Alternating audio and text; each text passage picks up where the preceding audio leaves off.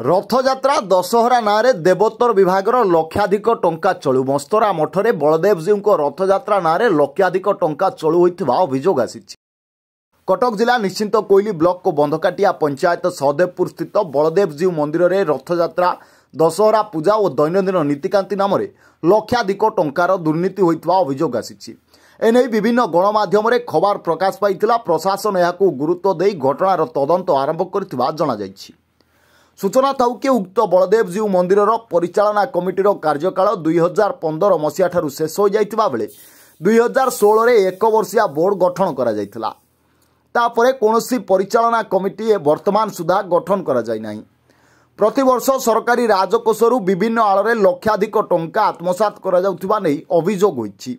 राज्य देवोत्तर विभाग प्रतिवर्ष ए मंदिर रे रथयात्रा करिबा पई लक्षाधिक टंका प्रदान करूछंती। गत 2018-19 आर्थिक वर्ष रे जिओ नंबर 7623/18/7/2018 तारीख रे 1 लाख टंका एवं 2019-20 वर्ष रे जिओ नंबर 9665/17/9/2019 रे 2 लाख सेही बली 2019-20 रे दशहरा पई 2 लाख 2020-21 रे दशहरा खर्च बाबद को 10 लाख टंका सेही बली भाबरे 2021-22 रथयात्रा नाम 5 लाख 2021-22 जिओ नंबर 11332/12/10/2022 तारीख रे रथयात्रा निमंते 1 लाख 2022-23 जिओ नंबर 5784/2023 रे नीतिकांति निमंते 45,000 टंका वर्ती स्थित यूको बैंक जमा खातारू उठा जाइथिला। संपूर्ण तथ्य राज्य देवोत्तर विभाग पक्षरु सूचना अधिकार आईन बल में सहदेवपुर सामाजिक कर्मी अशोक कुमार दास को विभाग पक्षरु प्रदान करा जाइथिला। तेबे मंदिर में कौनसी वर्ष रथयात्रा किंबा दशहरा पर्व पालन करा न जाई लक्षाधिक टंका चलू करा जाइथिबा अभियोग होइतिला। ए संपर्क में गणमाध्यम रे खबर प्रकाश पाइबा परे प्रशासनिक तत्परता देखा दैछि। राज्य देवोत्तर विभाग सहकारी कमिशनर को निर्देश क्रमे तदंतकारी अधिकारी प्रदीप्त कुमार साहू मंदिर में पहुंची घटनार तदंत करथिले। तेबे स्थानीय अंचल किछि राजनैतिक व्यक्ति तदंतकारी अधिकारी प्रदीप्त कुमार साहू को होइथिबा रुद्ध द्वारा बैठक को नहीं स्थानीय अंचल में चर्चा जोर धरिछि। तदंतरे मंदिर में होइथिबा दुर्नीति संपर्क में कौन तथ्य बाहरिला से संपर्क में संपृक्त तदंतकारी अधिकारी गणमाध्यम को कौनसी सूचना न दे घटना को संपूर्ण अंधार रखिथिबा एवं चर्चा होछि। तेबे दीर्घ वर्ष अब मंदिर परिचालना कमिटी नथिबा बेले देवोत्तर विभाग पक्षरु मिलुथिबा अर्थ किए उठाउछंती एवं से अर्थ केउठारे खर्च करा जाउछि यार उच्च स्तरीय तदंत करा गले संपूर्ण सत्य सामना को आसिबो बोली साधारण रे मत प्रकाश पाइछि।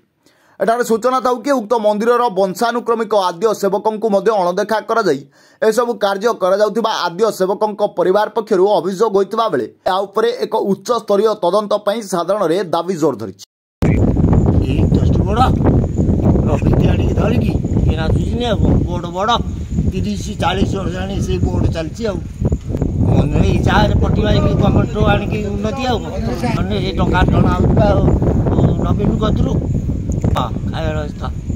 अशोक कुमार दास मस्तरा मठ सहदेवपुर। आज्ञा आम कहवाक चाहूँ जे 1968 मसीह देवोत्तर विभाग को आम श्री श्री बलदेवजी मस्तरा मठ मंदिर एंडामेंट कमिशनर को हस्तांतर होता सेबेठू एंडामेंट कमिशनर बुझुले। एंडामेंट कमिशनर 2016 मसीह जो कमिटी गठन होता परिचालना कमिटी से 2015 डिजर्व हो जाइए। तेणु 16 मसीह से गोटे इंटेरियर बोर्ड करी आज पर्यंत बोर्ड भी किसी फंक्शन नहीं। तेणु मंदिर देवोत्तर विभाग जो लक्ष लक्ष टंका आसूची प्रति वर्ष कार फेस्टिवल दशहरा नीतिकांति जो लक्ष लक्ष टंका आसूची तार कौन हिसाब ग्रामवासी दि जाऊना कि ग्रामर कौन लोक भी जानीपारूना ठाकुर केते पैसा होची केते खर्च होची केते रहुची कौन होची कौन बाबद ना रथयात्रा होना दशहरा होना नीतिकांति भी बहुत विलम्ब ठाकुर सेवा पूजार भी विलम्ब ये बाबद एंडामेंट कमिशनर को बारंबार लिखित आकार जनला एंडामेंट कमिशनर यार इनक्वारी गोटे रिपोर्ट करते किंतु आज जाए से इनक्वारी भी है कि रथ यात्रा ना कि ना ठाकुर अचलाचल संपत्ति ताकू भी माने सब तादर सब प्रकार फसल आमदानी कर बिकिकी से पैसा भी हड़प कर तेणुक आम चाहूँ आम आमर एंडामेंट कमिशनर जनाया चाहूँ जे यार पुंखानुपुंख तदंत करा जाऊ एवं जो माने दोषी तुरंत कार्यानुष्ठान ग्रहण करा। Bureau report news 18+ Odia.